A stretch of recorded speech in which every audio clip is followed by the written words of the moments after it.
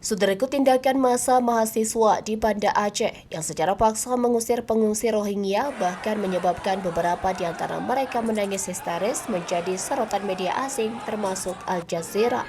Melalui akun Instagram resminya, Al Jazeera membagikan sebuah video yang merekam momen ketika massa mahasiswa menyerbu gedung Musraya Aceh atau BMA pada Rabu 27 Desember. Aksi dimulai dengan orasi, namun situasi menjadi kacau setelah massa merangsek masuk ke dalam basement yang menjadi tempat berlindung para pengungsi Rohingya.